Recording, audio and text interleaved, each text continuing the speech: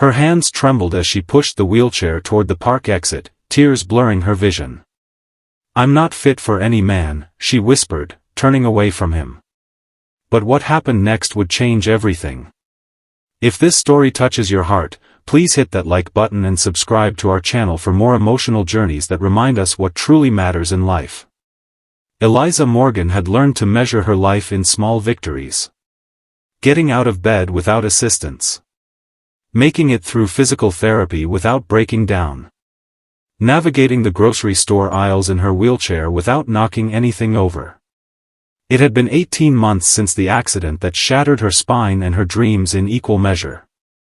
At 32, she'd gone from being a vibrant dance instructor with plans to open her own studio to a woman who struggled to dress herself some mornings. "You're doing great today," said Mrs. Patel, her elderly neighbor who often accompanied her on these Thursday afternoon outings to Riverside Park. "The color is coming back to your cheeks." Eliza forced a smile. Mrs. Patel meant well, but these platitudes felt hollow. What did "doing great" even mean when your entire life had been rewritten against your will? The park was unusually busy for a weekday afternoon. Children's laughter floated through the air as they chased each other around the playground. Couples strolled hand in hand along the winding paths. Normal people living normal lives. "I think I'd like to sit by the pond for a while," Eliza said, steering her wheelchair toward a quiet spot beneath a weeping willow. Mrs. Patel nodded. "I'll get us some ice cream from that vendor." "Vanilla for you?" "Sure," Eliza replied, though food had lost much of its appeal these days. As Mrs. Patel walked away, Eliza closed her eyes and tilted her face toward the sun. These small moments of peace were rare treasures now. The doctors had told her that her condition wasn't permanent. With time and extensive therapy, she might walk again with assistance. But "might" was a dangerous word to pin hopes on. "Daddy, look! That lady has a cool chair with wheels." Eliza's eyes snapped open. A little girl, perhaps 5 or 6 years old, with wild curly hair and bright green eyes, was pointing directly at her. "Sophie," came a deep, gentle voice. "Remember what we talked about? It's not polite to point." The man who appeared behind the child made Eliza's breath catch. Tall with broad shoulders and kind eyes that crinkled at the corners, he had the weathered look of someone who spent time outdoors. His dark hair was slightly too long, as if haircuts were an afterthought in his busy life. "I'm so sorry," he said, approaching Eliza with an apologetic smile. "Kids and their honesty, right?" "It's fine," Eliza replied, her voice stiffer than she intended. She was used to children's curiosity, but something about this man's warm gaze made her uncomfortable. Not because it was unkind, but because it wasn't filled with the pity she'd grown accustomed to. The little girl tugged at her father's hand. "Can I ask her questions?" "You said it's okay to ask questions if we're respectful." The man looked at Eliza questioningly. "Only if the lady doesn't mind." Eliza hesitated. Most days, she avoided conversations with strangers. They inevitably led to awkward explanations or, worse, inspirational speeches about overcoming adversity. But something about the child's earnest face made her nod. "I'm Sophie," the girl announced, stepping forward with the confidence only children possess. "I'm 5 3/4. Does your chair go super fast?" Despite herself, Eliza smiled. "I'm Eliza. And yes, sometimes it does go pretty fast, especially downhill." "Cool. Do you ever race people?" "Sophie," her father warned gently. "It's really okay," Eliza assured him. "And no, I don't race people. But I did accidentally outrun a dog once when I was going down a steep path." Sophie's eyes widened with delight. "That's awesome. I'm learning to ride my bike without training wheels, but I fall a lot." "Falling is part of learning," Eliza said, the words coming automatically, the same ones she'd told countless dance students over the years. "That's what Daddy always says too." Sophie beamed. He says we get stronger every time we get back up. The man extended his hand. I'm Jack, by the way. Jack Sullivan. Eliza Morgan, she replied, shaking his hand briefly. Daddy's a carpenter, Sophie announced proudly. He builds houses and fixes broken things. Jack laughed. Well, I renovate houses. Not quite building them from scratch. He made me a treehouse with a secret door. Sophie continued. Do you have a treehouse? Before Eliza could answer, Mrs. Patel returned with 2 ice cream cones. Here you are, dear. Oh, you've made friends. Introductions were made, and somehow, what Eliza had intended as a quiet afternoon turned into an impromptu picnic. Mrs. Patel, ever the social butterfly, invited Jack and Sophie to join them. Jack produced a bag of apple slices and crackers from his backpack, and Sophie chattered endlessly about school, her pet goldfish named Sparkles, and her upcoming ballet recital. You do ballet? Eliza asked, her interest piqued. Yes. I'm going to be a butterfly. Wanna see my dance? Without waiting for an answer, Sophie jumped up and began twirling, her arms fluttering in a reasonable approximation of butterfly wings. Eliza watched with a professional eye. That's very good. Your arms are so graceful. Were you a dancer too? Sophie asked, plopping back down on the grass. The question hit Eliza like a physical blow. Were. Past tense. Yes, she said quietly. I was. Jack seemed to sense the shift in her mood. Sophie, why don't you go see if you can spot any turtles in the pond? Stay where I can see you. As Sophie skipped away, Jack turned to Eliza. I'm sorry if that brought up something difficult. Eliza shook her head. It's fine. I was a dance instructor before my accident. Contemporary and ballet, mostly. Recently, he asked. 18 months ago. Car accident. She offered the information clinically, the way she always did, as if talking about someone else's tragedy. Jack nodded, not pushing for more details. Sophie's mom passed away 3 years ago. Cancer. Some days it feels like yesterday. The simple honesty of his statement caught Eliza off guard. There was no self-pity in his voice, just a statement of fact. This was part of his story. I'm sorry, she said, meaning it. Mrs. Patel, sensing the conversation had turned serious, tactfully excused herself to feed the ducks, leaving them alone. Sophie's teacher suggested ballet, Jack continued. Said it might help her process her grief through movement.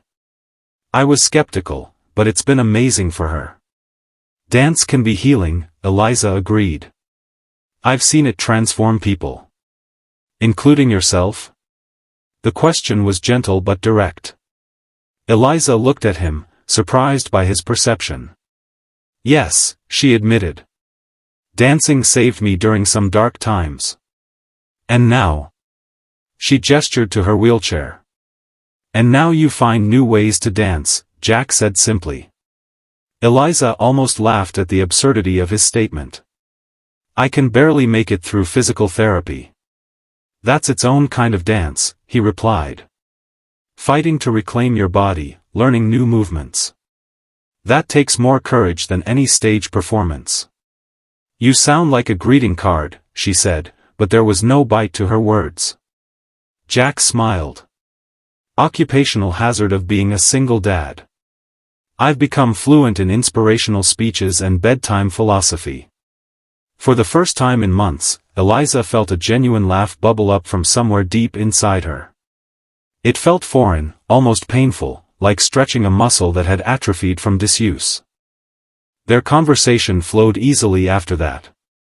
Jack told her about his renovation business, how he specialized in making homes accessible for people with disabilities. Eliza shared stories from her dancing days, the students who had touched her heart, the performances that had defined her career. As the afternoon light began to soften, Sophie returned, muddy but triumphant. I saw 3 turtles. One was super tiny, like this big. She held her fingers an inch apart. That's wonderful, but look at your shoes, Jack groaned. We should probably head home for a bath before dinner. Sophie turned to Eliza. Can you come have dinner with us? Daddy makes the best spaghetti in the whole wide world. Eliza felt her cheeks warm. Oh, that's very sweet, but We'd love to have you, Jack said, his eyes meeting hers. No pressure, of course. The invitation hung in the air between them. Part of Eliza, the part that had been carefully constructing walls around her heart for 18 months, screamed to decline. But another part, a quieter voice she'd almost forgotten, whispered that perhaps it was time to step outside the careful boundaries she'd drawn around her new life. I should get home, she said finally. But thank you. If Jack was disappointed, he didn't show it. Instead, he pulled out his phone. Maybe another time? I could give you my number. The moment stretched between them, filled with possibility. Eliza found herself nodding, reciting her number as he entered it into his phone. I'll text you so you have mine, he said. No pressure, just, if you ever want to talk about dance. Or anything. As they said their goodbyes, Sophie insisted on giving Eliza a hug, her small arms wrapping tightly around Eliza's neck. Your chair is the coolest, she whispered. And you're pretty. Eliza watched them walk away, Sophie skipping ahead, Jack turning once to wave. Mrs. Patel returned to her side with a knowing smile. He seems nice, she said innocently. He's just being friendly, Eliza replied, already regretting giving him her number. What was she thinking? She wasn't ready for, whatever this might be. That evening, as Eliza struggled through her stretching exercises, her phone chimed with a text. Sophie won't stop talking about the butterfly lady. Thanks for making her day. Jack. Eliza stared at the message, unsure how to respond. After several attempts, she simply wrote, she's a special kid. Thanks for the conversation. His reply came quickly, would you consider giving her some dance pointers sometime? Her instructor says she has potential, but I'm clueless about ballet. Eliza's fingers hovered over the keyboard. Teaching again? The thought both terrified and excited her. Before she could overthink it, she typed, I'd like that. Over the next few weeks, a strange new routine developed. Jack would bring Sophie to the community center where Eliza volunteered, and while Sophie attended her art class, Eliza would give her informal ballet lessons in a quiet corner of the lobby. At first, Eliza kept her distance, focusing solely on Sophie's technique. But gradually, Jack's easy conversation and genuine interest in her life began to chip away at her defenses. You're different when you teach, he observed one afternoon as they watched Sophie practice her plie. More alive somehow. Eliza shifted uncomfortably in her wheelchair. I miss it. More than I can say. Have you thought about teaching again? Professionally, I mean. She shook her head. Who would want to learn from a dance teacher who can't demonstrate the moves? Sophie does, Jack said simply. And I bet there are plenty of others who would value your knowledge and experience. The seed he planted took root in her mind. That night, Eliza found herself researching adaptive dance programs, watching videos of instructors with various disabilities leading classes. The possibilities she had dismissed as impossible suddenly seemed challenging, but not unattainable. As spring turned to summer, their friendship deepened. Jack invited her to Sophie's ballet recital, where the little girl performed her butterfly dance with surprising grace for a 5-year-old. Afterward, at the ice cream celebration, Sophie proudly introduced Eliza to everyone as my special dance teacher. One evening, after Sophie had gone to bed during one of Eliza's rare visits to their home, Jack and Eliza sat on his porch swing, watching fireflies dance in the gathering darkness. I've been meaning to ask you something, Jack said, his voice uncharacteristically nervous. The community center is looking for someone to start an inclusive dance program. All abilities, all ages. I might have mentioned your name to the director. Eliza stared at him. You did what? She wants to meet with you. No pressure, just a conversation about possibilities. Jack, I can't. Can't what? Share your gift? Inspire others? Return to something you love? His voice was gentle but firm.